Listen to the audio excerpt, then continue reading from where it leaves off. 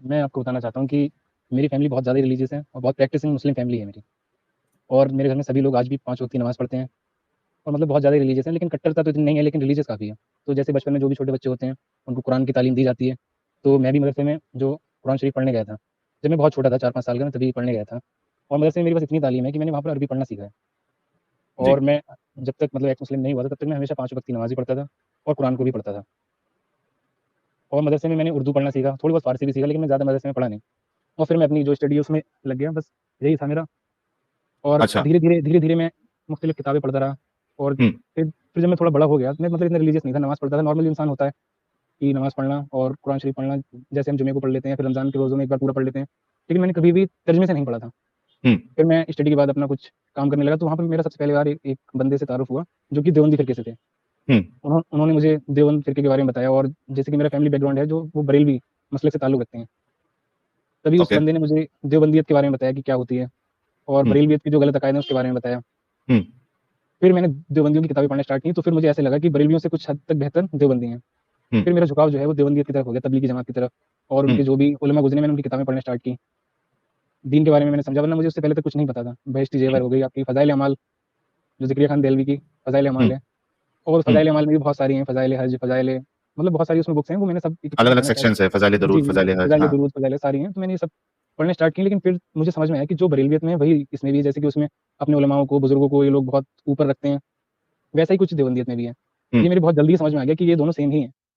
हाँ। और फिर मैं यूट्यूब पे लोगों के लेक्चर भी देखता था, जो बहुत सारे मतलब अलग-अलग फ़िरके से जो होते हैं स्कॉलर, उनके मैं देखता था। फिर मैंने हदीस को पढ़ना स्टार्ट किया, हदीस की किताबों को पढ़ना स्टार्ट किया, और हदीस वीडियोज़ में सुनी भी। तब फिर हुँ। एक स्टेज मेरी लाइफ़ में ये आया कि मैंने फ़िरकावारियत से तौबा कर ली, और मैं सिर्फ़ और अच्छा। सिर्फ़ कुरान और हदीस तक ही महदूद रह गया कि ये सब हाँ। तो ख़ैर इंसानों की लिखी हुई किताबें हैं, हमें इनसे कोई लेना-देना नहीं है, हमें अल्लाह की किताब और उसके रसूल के फ़रमान पर अमल करना चाहिए। हुँ। तो फिर मैंने खुद हदीसें पढ़ना स्टार्ट की, कुरान को तर्जुमे से पढ़ना स्टार्ट किया, और फिर मैं पढ़ता गया, फिर मैं उसी को ही हक़ समझने लगा। लेकिन मैंने अभी तक कोई भी हदीस जो लोगों के मुँह से सुनी थी, वो कोई ऐसी नहीं थी जिससे मेरे माइंड में कोई डाउट आता है, फिर मुझे कोई शक पैदा होता। जो लोग हुँ। अच्छी-अच्छी हदीसें बताते हैं, मैंने बस वही पढ़ी थी, वही सुनी थी। और कुरान को भी इतना मतलब समझ के नहीं पढ़ा था, बस जो मेन-मेन उसकी सूरह होती हैं, उनका तर्जुमा पढ़ लिया। मतलब एक साथ मुसलसल गौर करके नहीं पढ़ा था मैंने। हुँ। और ऐसी ज़िंदगी चलती रही, और जो कि मेरे ख़ानदान वाले या फिर दोस्त जो कि बरेलवियत से थे, मैंने उनको भी इसी चीज़ की दावत दी कि तुम ये फ़िरकों से बाहर निकलो और अल्लाह की किताब पर और उसके रसूल के फ़रमान पर अमल करो। हुँ। ये लोगों ने तो खुद अपनी किताबें लिखी हैं, और इसका कोई वो नहीं है, सुन्नत से साबित जो तुम ये अमल करते हो, ये सब बेकार है। तो ऐसे मैंने बहुत लोगों को दावत दी, मेरे कुछ फ्रेंड हैं जो कि इस दावत को कबूल किया, और उन्होंने भी मेरे साथ तबलीग की। तो ऐसे हमने बहुत सारे लोगों को किताब और सुन्नत की तरफ किया, ओह! इनसे इनसे हटाकर। मतलब मैंने तबलीग भी काफ़ी की है, कुरान और हदीस की। हुँ। और फिर ये सब कुछ ऐसे ही चलता रहा, और मेरी एज अब जो अब है 22-23 साल में, ये यहाँ तक यही करता रहा। फिर अच्छा, पहली दावत बार, देते रहे लोगों को। जी, जी, जी, मैं दावत देता रहा, और फिर पहली बार मैंने ये हदीस किसी से सुनी कि हज़रत आयशा की शादी हुज़ूर से 6 साल की उम्र में हुई थी, और हुँ। उनकी रुख़सती 9 साल की उम्र में हुई थी। तो फिर ये जी। हदीस सबसे पहले मेरे माइंड में खटकी कि ऐसा कैसे हो सकता है हुँ। कि कोई 6 साल की बच्ची और 54 साल का इंसान, चाहे वो नबी ही क्यों ना हो, लेकिन ये हुँ। तो किसी तरीके से सही बात नहीं है। सबसे पहली जो हदीस मेरे माइंड में, जिसको मेरे माइंड को इसने ब्रेक किया, वो यही हदीस थी। और ये ओके। एक हदीस की किताब में नहीं, बहुत सारी हदीसों की किताब में तवातुर के साथ नकल हुई है। हुँ। बुखारी में, मुस्लिम में, सब मतलब इसको झुटलाना नामुमकिन है, और हर ओके। मुसलमान का यही अकीदा भी है कि ऐसा ही हुँ। हुआ। लेकिन मेरा जो दिल हर था वो इस मुसलमान चीज़ का को तो कबूल, नहीं है अज़रैल मतलब साहब, अभी कुछ-कुछ लोग ऐसे आए हैं जो इस बात का इनकार करते हैं और वो सर 6 को 16 करने की कोशिश करते हैं, 9 को 19 करने की कोशिश करते हैं। सर, लेकिन ये वो टॉप ऑफ द 1% लिस्ट भी पे नहीं होंगे। इसमें हाँ, इसमें जो सबसे पहले जिन्होंने ऐसा किया, वो जावेद अहमद गामिदी साहब हैं। उन्होंने हाँ। कहा कि ये 16 मतलब 6 नहीं है, 1 था इसका, वो एक मिट गया रिवायतों से, और 16 है, और वो 19 है जो रुखसती की उम्र है। हुँ। ये जो बाद में फिर मुनकरीन हदीस हैं, जो इसका रिएक्शन आया लोगों की तरफ से, तब उन्होंने ये हाँ, बातें करना स्टार्ट की। वरना आज हुँ, से 100 साल पहले तक लोग यही मानते थे। ये जो आजकल हाँ, के न्यू स्कॉलर हैं, उन्होंने इस चीज़ को मतलब मुनकरीन हदीस हैं जो, हाँ, उन्होंने मतलब हर चीज़ का दिफा करना होता है, उन्हें कैसे भी करें, झूठ बोल कर करें या कैसे भी करें। लेकिन जो हुँ, भी मुस्तनद बुक्स हैं हदीस की, उन सब में यही नकल हुआ है हाँ, कि 6 साल में शादी हुई, 9 साल में। तो बस यही एक हदीस थी जिसने मेरा माइंड जो है वो क्रैक हो गया, और मुझे सही बातें दिखने लगी कि ये ऐसा तो नहीं हो सकता कि एक नबी, हुँ, जिसको नबी कुरान में रहमत लिल आलमीन बोल रहा है, कि वो तो ऐसा काम नहीं करेगा कि 6 साल की बच्ची, 6 नहीं चलिए 9 मान लीजिए, 9 साल की बच्ची के साथ शादी, वो भी किसी 54 साल के इंसान की। तो मैं किसी से ही पूछता था, वो कहते थे कि ये तो अल्लाह की मर्ज़ी है। मैंने कहा जिसने, अल्लाह ने इस पूरी कायनात को बनाया, उसकी ऐसी कैसी मर्ज़ी हो सकती है हुँ, कि 9 साल की बच्ची को एक उसके दादा की उम्र के बंदे के साथ दे दिया जाए। और रिवायतों में हाँ, आता है कि वो जब उनकी रुखसती भी हुई, तब वो गुड़ियों से खेला करती थी। हाँ, मतलब झूले एक में छोटी खेलती बच्ची थी। झूले में हुँ, खेलती थी। और ये भी रिवायतों में आता है कि जब वो अपने मतलब नबी के घर में भी आई, तब भी उनकी सहेलियाँ उनके घर में होती थी, और जब वो नबी अंदर आते थे, तो वो सब उनको देखकर छुप जाती थी। मतलब हुँ, एक जो होता है ना, बिल्कुल छोटी बच्ची, वैसी ही थी। हुँ। और ये एक हदीस मेरे माइंड में, सबसे इसके बारे में क्वेश्चन करता था, तो सब यही जवाब देते थे कि बस जैसे अल्लाह की मर्ज़ी थी, वैसा हो गया।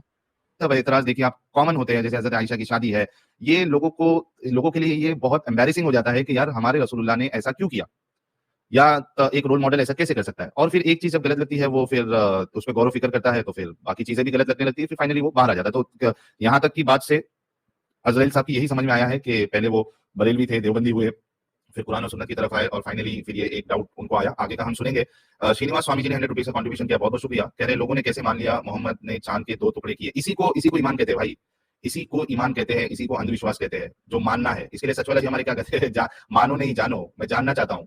तो अज़हल साहब, आप फिर ये जो डाउट आपको सबसे पहले जो हदीस आपके सामने आई वो हजरत आयशा वाला वाकया था, फिर उसके बाद क्या हुआ? उसके बाद सर मतलब एक यही अभी तक हदीस थी कि जो मेरे समझ में नहीं आती थी, लेकिन मैं कंटिन्यू नमाज भी पढ़ता था और सब काम वैसे करता था जैसे करता है एक मुस्लिम करता है, और मैं पढ़ता रहा। और अभी तक मुझे सेक्स स्लेव मॉन्डी के बारे में, जिहाद फिल इस्लाम के बारे में अभी तक मुझे कुछ पता नहीं था। उसके बारे में मुझे अभी तक कुछ पता ही नहीं था। फिर मैं और हदीस से पढ़ता रहा। फिर एक और बुखारी की हदीस जो कि है कि नबी के ऊपर एक यहूदी ने जादू कर दिया था और फिर वो भूल जाते थे कि मैंने कल क्या किया है। ये बुखारी की हदीस है। फिर ये हदीस जो है ये मुझे बड़ा नागवार गुजरी कि एक नबी जो कि नबी में सबसे आला है, अल्लाह ने सबसे बाद में जिस नबी को भेजा है क़यामत तक के लिए, जब कोई उसके ऊपर जादू कर सकता है और उसको भटका सकता है, फिर क्या बचा इस्लाम में? क्योंकि अल्लाह कुरान में कहता है कि तुम्हारे नबी ना कभी भटके और ना कभी बेरा चले हैं। और फिर बुखारी में ये जादू वाली हदीस है। और फिर इस कुरान की जो लास्ट की जो 3 कुल हैं, सूरह फलक, सूरह नास, वो इसी लिए उतरे थे क्योंकि वो एक यहूदी ने उनके ऊपर जादू कर दिया। अल-मुअव्विज़ात बोलते हैं 3 आयतों को, 3 सूरह को।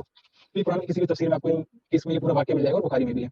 तो मैं मतलब जब मैं नॉर्मल मुस्लिम था, मैं तब भी इसको ब्लैक मैजिक, जादू टोने में विश्वास नहीं रखता था और मेरे लोगों से बहस होती थी क्योंकि वो लोग कहते थे कि ये सब होता है। मैं बचपन से इन चीज़ों को नहीं मानता था।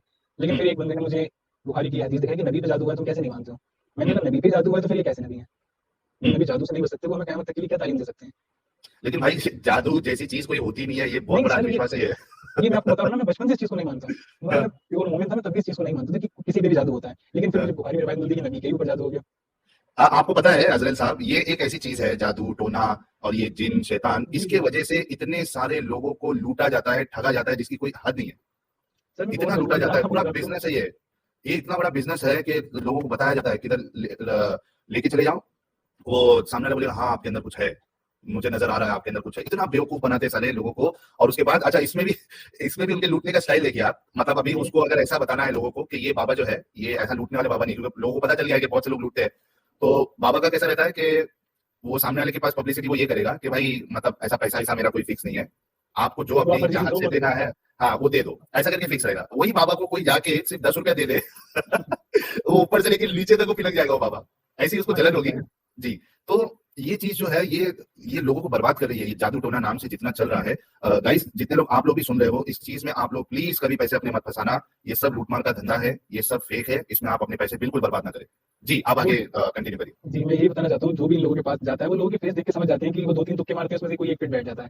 लड़की का मामला होता है या फिर कोई बिजनेस में प्रॉब्लम होती है, वो बस ऐसे 2-3 तुक्के मारते हैं। और यही होता है इंसान जब पैसे से थोड़ी प्रॉब्लम में हो या फिर कोई उसका ऐसा मसला हो लड़की वाला हो तभी जाता है, या अगर कोई औरत जा रही है तो उसके हस्बैंड की वजह से कोई मसला होगा। बस ये 2-3 बातें होती हैं, वो उनको बता देते हैं, वो सच समझ लेती हैं। तो मैं ये बता रहा था कि फिर एक ये हदीस मेरे सामने और फिर ऐसी मुसलसल हदीसें आती रहीं। फिर मैंने एक माइंड ये बना लिया कि जो भी हदीस मेरे समझ में नहीं आएगी, जो कुरान से मिलती होगी मैं उसको एक्सेप्ट करूंगा और जो कुरान से नहीं मिलती होगी मैं उसको छोड़ दूंगा।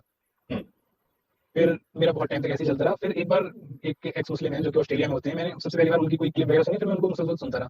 तभी मैं उनके एतराज देखता था, फिर मैं बुक से कंफर्म करता था कि ऐसा है भी है, ये झूठ बोल रहे हैं, तो वो सच निकलते थे सारे। ये सिलसिला चलता रहा और फिर जब आपकी वो जो डिबेट हुई थी इंडिया टीवी, मैंने वो देखी था फर्स्ट टाइम, तब मेरा माइंड जो है पूरा ही ओपन हो गया। जब आपने कुरान से सूरह तौबा के हवाले दिए और आपने जब इसमें डिस्कस किया, तब मेरा माइंड पूरा ही ओपन हो गया कि नहीं ये कुछ नहीं है, सिर्फ और सिर्फ फालतू का एक इंसान में गड़ा हुआ दीन है।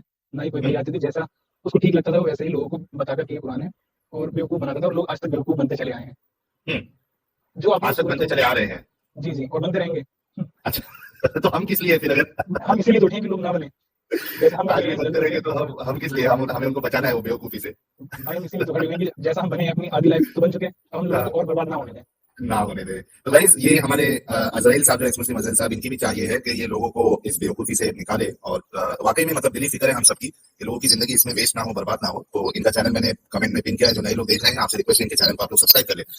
जी तो मैंने जब आपकी वो डिबेट देखी और आपने उसमें कुरान से जो जिहाद पे आयतें हैं वो आपने बताई, तो मैंने उन आयतों पे गौर किया। सूरह तौबा की 29 है, उसमें अल्लाह कहता है कि जिहाद करो पहले किताब से जब तक वो अल्लाह और आखिरत पर ईमान न ले आए। मैंने ये आयत मतलब पढ़ी होगी, मुझे इसका तर्जुमा नहीं पता, मैंने पहले आपसे सुना इसका तर्जुमा, लेकिन मुझे दूसरा आयत बताना पड़ा था जिसमें अल्लाह कहता है